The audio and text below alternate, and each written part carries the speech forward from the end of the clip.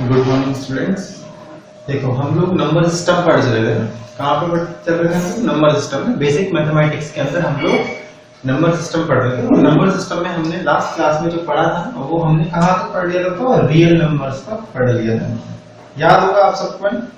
ठीक है, real numbers तक हम लोग पढ़ चुके थे कि भैया जो दुनिया में जो भी चीज दिखती है ना, जो भी नंबर हम लोग देख सकते हैं, जो भी नंबर हम लिख सकते हैं, जो भी नंबर हम सुन सकते हैं, जिस भी नंबर में हम लोग अपना हिसाब किताब करते हैं ना, वो सारे नंबर्स क्या होता है? Real numbers. मतलब एवरी नंबर जो कि इस लाइन पर दिखाया जा सकता है वो नंबर क्या होगा? रियल नंबर होगा। और रियल का मतलब होता है वास्तविक, जो चीज है, एग्जिस्ट करती है। राइट? ओके, मीन्स रेशनल और इरेशनल मिला के क्या बना देंगे? तो रियल नंबर्स बना देंगे। ठीक है, अब एक नया नंबर आ रहा है ना, और वो नंबर आप पहली बार सुनो, और वो जो नंबर होते हैं ना वो होते हैं कॉम्प्लेक्स नंबर। तो नेक्स्ट टॉपिक आ रहा है कॉम्प्लेक्स नंबर्स। ठीक है, व्हाट इज कॉम्प्लेक्स नंबर्स? अब सुनो, आपने 10th क्लास में एक पढ़ा होगा, क्वाड्रेटिक इक्वेशन पढ़ा होगा है ना, और वहां पे एक चीज सुनी होगी, d<0 आ गया। वहां पे आपने क्या बोला होगा कि d<0 आ गया, तो फिर बोलते हैं कि भैया रूट्स होंगे ही है, रूट्स नहीं है इसके, ऐसा बोला होगा आपने। ठीक है ना? या फिर ऐसे भी बोला होगा कि रूट्स इमेजिनरी होते हैं। बस इतना कह के छोड़ दिया। अब वो इमेजिनरी नंबर जो है ना, वो हमको 11th क्लास में पढ़ना है। तो बेसिकली ऐसा नंबर जिसका कोई एग्जिस्टेंस ही नहीं है, वो क्या होता है? इमेजिनरी नंबर है, बट फॉर रिप्रेजेंटेशन है ना, उसको हम लोग रिप्रेजेंट करने के लिए सिर्फ और सिर्फ कंसीडर कर लेते हैं। तो imaginary number is not real. वो इमेजिनरी नंबर जो है ना, वो रियल नंबर लाइन पे नहीं आएगा। वो सिर्फ और सिर्फ क्या है? रिप्रेजेंट करने का काम करेगा। ठीक है, तो ये सब चीज को हम लोग बहुत डिटेल में पढ़ेंगे। हमारा एक टॉपिक आएगा पूरा का पूरा कॉम्प्लेक्स नंबर। बट अभी मैं सिर्फ उस नंबर सिस्टम के अंदर छोटा सा एक आपको सिर्फ ओवरव्यू दे रहा हूँ कि कॉम्प्लेक्स नंबर्स क्या होते हैं। देखो कोई भी नंबर जो है ना, a plus iota b, iota क्या है? आयोटा इज इमेजिनरी नंबर है। आयोटा क्या है बताओ? Imaginary number. और आयोटा का जो वैल्यू होता है ना, वो होता है अंडर रूट के अंदर माइनस का। आपने सुना होगा अंडर रूट के अंदर माइनस कभी नहीं आता है ना, रूट के अंदर नेगेटिव जो है ना कभी भी नहीं आता।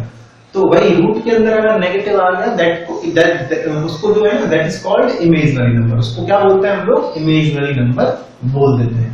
ठीक है, तो कोई भी नंबर जो a प्लस आयोटा b की फॉर्म में इज कॉल्ड कॉम्प्लेक्स नंबर है। आ रही बात समझ लो।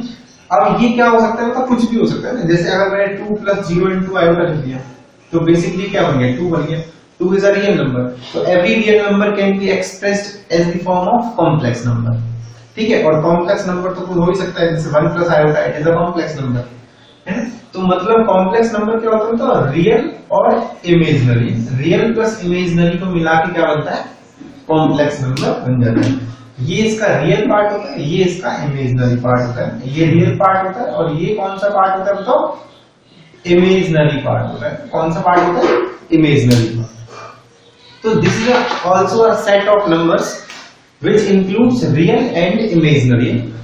अरे बस समझ गए, रियल नंबर्स के बाद एक और उसके भी बड़ा ग्रुप हो गया है ना, बट उसमें इमेजिनरी नंबर्स हैं। इमेजिनरी नंबर्स आप देख नहीं सकते हैं, लिख नहीं सकते, मतलब रिप्रेजेंट सिर्फ और सिर्फ क्या कर सकते हो? तो बोल सकते हो ना, लिख सकते हो कि ये भैया ये इमेजिनरी नंबर है। अब इस नंबर को आपने कहीं रियल लाइफ में यूज कर सकते हो? नहीं, है ना। तो जो भी हम कैलकुलेशंस करते हैं ना, वो सारी किसकी होती है? तो रियल नंबर्स की होती है। बट हाँ, हम लोग स्पेशली मैथमेटिक्स में एक नंबर पढ़ते हैं, that is called imaginary number, iota. और वो किस टॉपिक के अंदर आएगा? तो कॉम्प्लेक्स नंबर टॉपिक के अंदर आएगा। ठीक है, इन पे भी ऑपरेशंस होते हैं, इनको जोड़ना, घटाना, ऐड करना, सब्ट्रैक्ट करना, मल्टीप्लाई करना, डिवाइड करना, ये सारे ऑपरेशंस भी इसके ऊपर पड़े होते हैं। पूरा टॉपिक है हमारे कॉम्प्लेक्स नंबर। ठीक है, राइट? चलो ठीक। तो ये हमारा क्या होगा? तो नंबर सिस्टम का जो हमने नंबर्स पढ़े थे वो हो गया कि नंबर्स कौन कौन से हैं ना। तो एक बार देखो, n का मतलब क्या था? तो नेचुरल नंबर। फिर कौन आया था? तो w आया था। w का मतलब होल नंबर्स। फिर कौन आया था? तो i आया था। i का मतलब इंटीजर्स। फिर कौन आया था? तो q का मतलब रेशनल नंबर्स है, रेशनल नंबर्स। और एक t भी बोल सकते हैं। t को बोलते हैं हम लोग इरेशनल। क्या बोलते हैं? Irrational number. और फिर कौन आया था? तो r का मतलब रियल नंबर्स। एंड लास्ट में कौन आया था? तो c का मतलब कॉम्प्लेक्स नंबर्स। ठीक है। तो देखो सबसे कम नंबर, सबसे छोटा जो ग्रुप था ना वो कौन था, n का। n कहां से कहां तक था, मतलब 1 से इंफिनिटी तक। फिर w कहां से कहां तक था, तो 0 और शामिल हो गया। फिर i में नेगेटिव भी आ गए, q में फ्रैक्शंस भी आ गए, r में सब कुछ आ गया है। तो इसका कंपैरिजन नहीं करते हैं। तो देखो सबसे छोटा कौन है, n है। तो यहाँ पे एक साइन लगा सकते हैं अपन, n इसको बोलते हैं सबसेट, सेट का छोटा भाई, सबसेट है ना। n is subset of w, w is subset of i is subset of q, q is subset of r and r is subset of c। तो सबसे बड़ा कौन हुआ, c है, और सबसे छोटा कौन हुआ, n हुआ है। इसको हम लोग यहाँ इंसाइड नहीं करेंगे क्योंकि इरेशनल नंबर्स जो है ना वो है तो बहुत सारे, बट आई और इनके अंदर उनका कोई रोल नहीं है ना। वो ये नंबर्स जो है इरेशनल नंबर्स, इंटीजर्स वगैरह नहीं होते, ठीक है, नेचुरल नंबर्स होते हैं। बट क्यू में जो नंबर्स आते हैं ना वो सारे के सारे आई, डब्ल्यू और एन के भी नंबर्स हो जाते हैं ना, ठीक है। जैसे 2 है ना, 2 अगर 2 की बात करोगे ना 2, तो 2 नेचुरल नंबर भी है, होल नंबर भी है, इंटीजर भी है और रेशनल भी है। बट √2 की बात करोगे ना, √2, तो √2 केवल और केवल इररेशनल नंबर है और रियल नंबर है, इसके अलावा इनमें से कोई सा भी नहीं, ठीक। चलो ये भी लिख लो है, ठीक है, ओके। अच्छा यहाँ पे ना अपन कुछ चीजें अगर ऐसे देखें, मान लो कि मैं बोलूंगा आपको रेशनल प्लस इररेशनल बराबर कितना होगा, तो रेशनल और इररेशनल को जब ऐड करोगे तो क्या मिलेगा बताओ, इररेशनल ही मिलेगा। कैसे, जैसे 2 प्लस √3, तो 2 प्लस √3 कैसा नंबर होगा, इररेशनल नंबर है। कैसा नंबर है, इररेशनल है। अरे बात समझ में नहीं है ना। ऐसे मान लो अगर आपने इररेशनल प्लस इररेशनल किया है, इररेशनल प्लस इररेशनल किया तो क्या मिलेगा बताओ, इट में भी रेशनल और इट में भी इररेशनल। ये क्या हो सकता है, तो इररेशनल भी हो सकता है और रेशनल भी हो सकता है। कैसे, जैसे आपने √2 में प्लस कर दिया -√2, तो इसका आंसर क्या मिलेगा, तो 0 मिलेगा। और 0 कैसा नंबर है, तो रेशनल नंबर है। और √2 में आपने √3 ऐड किया है, तो फिर क्या मिलेगा, तो इररेशनल मिलेगा, ठीक है। आगे बात समझ में। अच्छा, इररेशनल मल्टीप्लाई बाय इररेशनल, ये कैसा होगा, तो ये भी कुछ भी हो सकता है, ये रेशनल भी हो सकता है और इररेशनल भी हो सकता है। कैसे, √2 into √2 तो कितना हो जाएगा, 2 हो जाएगा है। और √2 into √3 तो ये फिर कितने क्या आएगा, तो इररेशनल रहेगा, √6 हो जाएगा बेसिकली, √6। आगे बात समझ लो, तो ये क्या आएगा, तो इररेशनल रहेगा, है ना। तो ये कुछ चीजें नोट कर लो आप, है, ठीक है, हो गया नोट ना, ठीक है। अब देखो एक क्वेश्चन करते हैं, आपने उसको 9th 10th में भी किया हुआ है। किसी भी नंबर को ना इसमें रिप्रेजेंट करना हो तो p/q की फॉर्म में रिप्रेजेंट करना। तो मान लो एक नंबर है 1.523 बार, इसको आपको क्या करना है, तो p/q में रिप्रेजेंट करना है। तो देखो बड़ा सिंपल मेथड है इसका, सबको आता भी होगा, 10th में किया, 9th 10th में किया इसको। आप इसको क्या करोगे, सबसे पहले x के बराबर मान लोगे, इसके बराबर मान लोगे x। इस बार का मतलब क्या होता है पता है आपको, इस बार का मतलब है these two numbers are repeating, तो मतलब 2 3 एंड डैश कहां तक, भगवान तक है, अनंत तक है, इनफाइनाइट तक, ठीक है। अच्छा अब क्या करोगे आप, नेक्स्ट इसको डाल दोगे 1 डालोगे, इसको इक्वेशन नंबर डाल दोगे। अब आप क्या करोगे, जितने नंबर्स रिपीट हो रहे हैं ना, जितने नंबर्स क्या हो रहा होता है रिपीट, उतने का मल्टीप्लाई कर दोगे दोनों तरफ, उतने जीरोस का, तो 100 से मल्टीप्लाई कर दोगे क्योंकि 2 नंबर्स रिपीट हो रहे हैं, तो 100 का मल्टीप्लाई करोगे ये कितना हो जाएगा, और ये कितना हो जाएगा 152.3232 है ना, और 2 हो जाएगा। और अब क्या कर दोगे आप, सिंपली 2 - 1 कर दोगे, 2 - 1 करोगे उधर कितना आएगा, 99x, ठीक है। और इसमें से इसको माइनस कर दोगे, तो भैया जो है ना, हमको होशियार नहीं बनना है, मैं हर बार बोलता हूँ हमको होशियार नहीं बनना है, माइनस कर लेंगे यहाँ पे अलग से, गलत नहीं होना चाहिए। 1.5232323 है ना, ये देखो अब इधर तो 0 0 0 बचेगा, अब यहां से स्टार्ट हो जाएगा, 13 में से 5 जाएगा तो कितना बचेगा, 8 बचेगा है, फिर यहाँ 0 हो जाएगा है ना, और यहाँ कितना हो जाएगा ये, ठीक। तो ये कितना आ जाएगा, 140.8 हो जाएगा, आ रही बात समझ में नहीं है? किसी को कोई दिक्कत नहीं? नहीं, ये तो 1.5 ही रहेगा, 1.5 है, ठीक है, क्योंकि यहां से एक क्या लेगा, ये बोरो नहीं लेगा, तो 30 और इज इट ओके, ठीक है।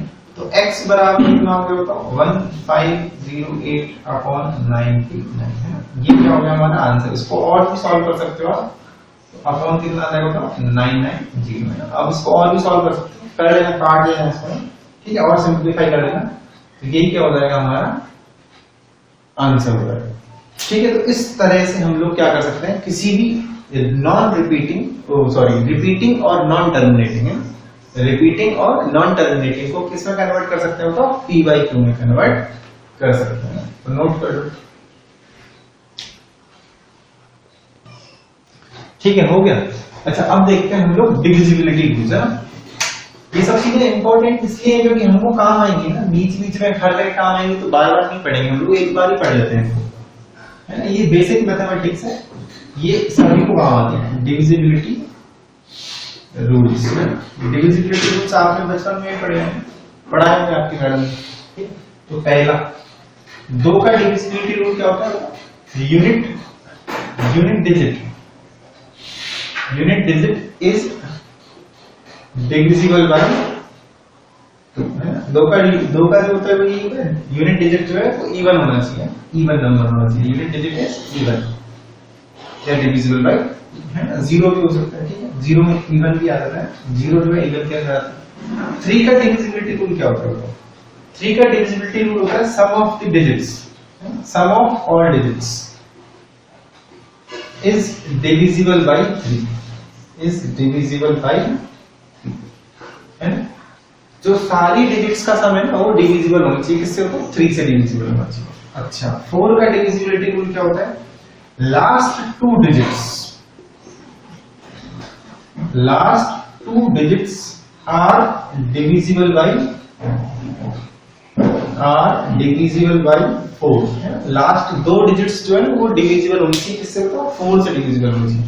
मतलब कितना भी बड़ा नंबर है, लास्ट में लिखा है 24, तो अब आपसे पूछ रहे क्या ये 4 से डिविजिबल होगा, तो आप बोलोगे यस सर। क्यों होगा, क्योंकि लास्ट की 2 डिजिट जो है ना वो किससे डिवाइड होगी, होगा 24 से, मतलब 4 से डिवाइड होगी, ठीक है।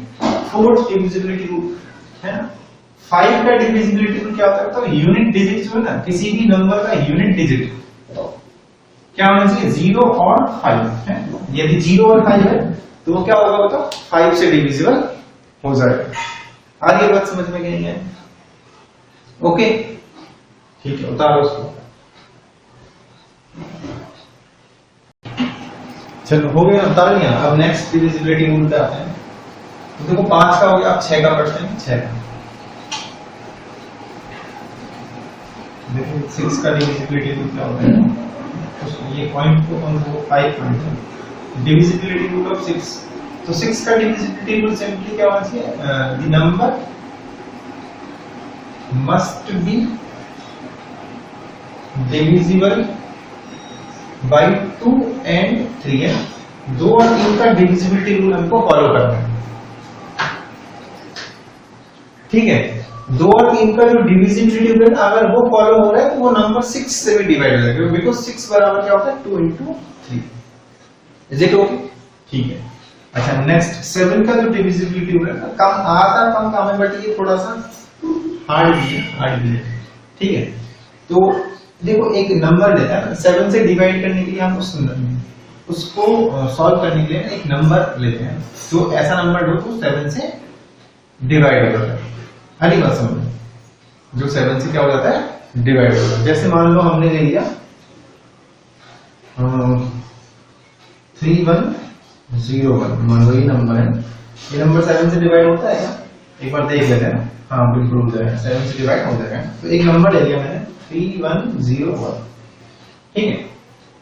अब इसका डिविजिबिलिटी रूल कैसे है, फाइंड आउट कैसे करेंगे, शॉर्टली कैसे फाइंड आउट करेंगे। तो आपको क्या करना है, इस नंबर का यूनिट डिजिट लेना है, यूनिट डिजिट। तो देखो मैं इधर स्टेप लिखता जा रहा हूं और इधर प्रोसेस भी करता जा रहा हूं। टेक यूनिट डिजिट है, यूनिट डिजिट को ले लिया जाएगा, take unit digit and double it, और उसका डबल कर लो, है डबल करने में, तो 1 को लेने के बाद क्या मिलेगा हमको 2 मिल जाएगा डबल करने के बाद, है ना। दूसरा स्टेप जो करना है वो क्या करना है, सब्ट्रैक्ट इट फ्रॉम रिमेनिंग, है। इसको रिमेनिंग में से क्या करना है, सब्ट्रैक्ट। तो देखो 310 माइनस 2 करेंगे तो कितना बनेगा, 308 बनेगा। Now repeat the process. अब इस प्रोसेस को रिपीट करोगे ना, अब जहां तक रिपीट करना है ना वहां तक देख लो आप कहां तक, सिंपलेस्ट तक ले आओ। तो अब 8 का जो डबल करेंगे तो 16 हो जाएगा, तो -16 कर देंगे, 30 में से कितना जाएगा, तो 16 माइनस हो जाएगा, तो कितना बचेगा, 14 बचेगा। अब आप चेक करोगे जो फाइनली नंबर है ना, छोटा नंबर है, क्या वो 14 जो है वो 7 से डिविजिबल है? Yes, it is divisible bye 7। 7 से डिविजिबल है, तो ये नंबर भी जो है वो क्या होगा, तो 7 से डिविजिबल हो जाएगा। आइए बात समझ। तो क्या करना है आपको, यूनिट डिजिट लोगे, उसको डबल करोगे, रिमेनिंग में से माइनस करोगे, देन अगर बड़ा नंबर मिल रहा है तो उसको फिर और आप इस प्रोसेस को दोबारा लगा दोगे, है ना। फिर आप ऐसा नंबर ले आओगे जहां तक वो क्या हो जाएगा, तो आपको इजीली पता चल जाएगा, ठीक है। जैसे ही इजीली पता चल जाएगा देन यू विल देखोगे कि वो 7 से डिवाइड हो रहा है या नहीं हो रहा है। अगर वो हो रहा है तो बहुत बढ़िया, वो पूरा नंबर 7 से डिवाइड हो जाएगा। अगर वो नहीं हो रहा है तो वो पूरा नंबर भी 7 से डिवाइड नहीं हो रहा है। 7 का थोड़ा सा टिपिकल है बट समझ में आ जाएगा। तो 6 और 7 का भी नोट कर लो। चलो नेक्स्ट है ना, अब आते हैं अपन 8 के डिविजिबिलिटी रूल पे। डिविजिबिलिटी रूल ऑफ 8, ठीक। तो देखो डिविजिबिलिटी रूल ऑफ 8 क्या होगा। 8 का डिविजिबिलिटी रूल होता है लास्ट 3 डिजिट्स, है ना, last 3 digits are divisible by 8, divisible by 8। अगर लास्ट की 3 डिजिट्स डिविजिबल है 8 से, तो वो पूरा का पूरा नंबर भी 8 से डिविजिबल हो जाएगा। फॉर एन एग्जांपल, मान लो आपने कुछ भी लिखा है और लास्ट में लिख दिया क्या होगा, 024 लिख दिया, तो ये 8 से डिविजिबल है, बिल्कुल है। तो अब ये नंबर पूरा नंबर जो है वो क्या होगा, तो 8 से डिवाइड हो जाएगा। अब 9 का डिविजिबिलिटी रूल देखते हैं, 9 का। Sum of digits, sum of all digits, है ना, should be divisible by 9, should be divisible by 9, है ना। डिविजिबिलिटी रूल ऑफ 9 क्या होगा, तो जो पूरा डिजिट है ना, पूरा डिजिट जो दे रखा है आपको, यदि उस पूरा जो नंबर है उसके सारे डिजिट्स का सम जो है ना 9 से डिवाइड होगा, तो वो पूरा की पूरा नंबर भी क्या हो जाएगा, तो 9 से डिविजिबल हो जाएगा। अरे बस समझिए, जैसे बहुत सिंपल सा एग्जांपल है, मान लो हमने ले लिया 818 ले लिया, 819 ले लिया, 819। तो 819 का सम निकालोगे, 8 + 1 + 9 कितना आ गया, तो 18। 18 क्या 9 से डिविजिबल है, बिल्कुल है। इसका मतलब ये नंबर भी 9 से क्या हो जाएगा, डिवाइड हो जाएगा। अरे बस समझ लो। फिर क्या आ गया, तो 9 10 का डिविजिबिलिटी रूल है, तो इसका तो बड़ा सिंपल है ना, यूनिट प्लेस मस्ट बी 0 है ना। यूनिट प्लेस क्या होना चाहिए, 0 होना चाहिए, तभी वो नंबर क्या होगा, बताओ 10 से डिवाइड हो पाएगा। अरे बस ठीक है, ये तो ये हो गया। अब 11 का और देख लेते हैं। 11 का यहां तक की डिविजिबिलिटी रूल याद है तो ज्यादा बेटर रहेगा, है ना, आपकी कैलकुलेशन थोड़ी सी फास्ट हो जाएगी। नेक्स्ट है ना, नंबर 10, 11 का डिविजिबिलिटी रूल क्या होता है। 11 का डिविजिबिलिटी रूल भी समझना है, इसको मैं देखो शॉर्ट में लिखूं पहले तो, सम ऑफ इवन डिजिट्स या sum of even place digits minus sum of odd place digits is equal to 0 और मल्टीपल ऑफ 11। यदि ऐसा है तो वो नंबर 11 से डिवाइड होगा, अदरवाइज नहीं होगा, है। तो जैसे मान लो बहुत सिंपल सा एग्जांपल है ना, 121 है ना, हमको पता है 11 से डिविजिबल होता है। अब इस प्रोसेस को लगाओ, देखो दिस इज ये, अगर मान लो हम पोजीशनिंग करना स्टार्ट करते हैं ना, तो ये पहली पोजीशन, ये दूसरी पोजीशन, ये तीसरी पोजीशन, है ना। तो ये क्या हो गया, तो ऑड और ये क्या हो गया, इवन। तो अब आप करो, इवन पोजीशन का मतलब कितना हो गया, to sum of even place digits. तो इवन प्लेस डिजिट्स पे एक ही डिजिट है 2 है, -1 + 1, तो कितना आया 2 - 2 0 आ गया है। इसका मतलब ये नंबर भी क्या होगा तो 11 से डिविजिबल होगा। क्या होगा ये नंबर भी 11। तो ऐसे कितना भी बड़ा नंबर दे रखा है ना आपको, तो उसमें आपको क्या करना है, मतलब सिंपली क्या करना है, इवन प्लेस के डिजिट्स माइनस ऑड प्लेस के डिजिट्स का सम जो करके ना माइनस करके चेक करोगे कि 0 आ रहा है मल्टीपल ऑफ 11 आ रहा है। अगर इन दोनों में से कुछ एक भी आ रहा है तो वो नंबर 11 से मल्टीपल होगा या 11 से डिविजिबल होगा, अदरवाइज वो नंबर 11 से डिविजिबल नहीं होगा। राइट, तो इस चीज को भी नोट कर लो। देखो डिविजिबिलिटी रूल को समझने के लिए मैं आज आपको एक होमवर्क दे रहा हूँ, HW है ना, होमवर्क। आज आप करोगे इसको, है ना, पढ़ लिया ना आपने डिविजिबिलिटी रूल। अब आपने दिमाग को थोड़ा सा जोर लगा के इस क्वेश्चन को करने की कोशिश करोगे ना, दिमाग पे जोर लगाओ। मैं क्वेश्चन को समझा रहा हूँ ना, समझ लो। अब सॉल्व मैं बाद में करूंगा, पहले तुम लोग ट्राई करोगे, कमेंट में मेरे को आंसर बताओ। कंसीडर ए नंबर, एन एक नंबर दे रखे हैं, एन क्या दे रखा है नंबर। अब इसमें देखो Q 1 P 5 3 Q 4 है ना, P और Q मिसिंग है ना, P और Q मिसिंग है। अब पहला क्वेश्चन क्या दे रखा है, find the total number of ordered pairs P, Q। आपको P और Q के ऐसे टोटल ऑर्डर्ड पेयर्स बताने हैं जिससे कि ये नंबर जो है ना 9 से डिविजिबल हो जाए, है ना, कि P और Q के ऐसे जोड़े बनाने हैं ना, एक जोड़ा, दो जोड़ा, कितने जोड़े होंगे, समझ में आ रहा है, कितने पेयर्स होंगे। और दूसरा क्वेश्चन है कि find the values of Q show that n is divisible by 8। Q की ऐसी कितनी वैल्यूज हो सकती हैं जिससे कि ये पूरा की पूरा नंबर जो है ना 8 से डिविजिबल हो जाए। तो क्वेश्चन समझ में आ गया ना, इसको नोट कर लो और ट्राई करके ना अच्छे से ट्राई करना पूरे दिन में। आज अच्छा पूरा वीडियो देखना और फिर ट्राई करना, दिमाग लगाना, दिमाग की नसों को थोड़ा सा खींचना, है ना, पक्का डेफिनेटली अगर दिमाग लगाओ तो सवाल हो जाएगा। थोड़ा सा सोचना है, डिविजिबिलिटी रूल्स को ही फॉलो करना है, but in a practical way के अंदर उसको क्या करना है, हमको इम्प्लीमेंट करना है। ठीक है, तो सोचो और आंसर देना आज कमेंट बॉक्स में। चलो चैनल को लाइक करो, सब्सक्राइब करो, ठीक है।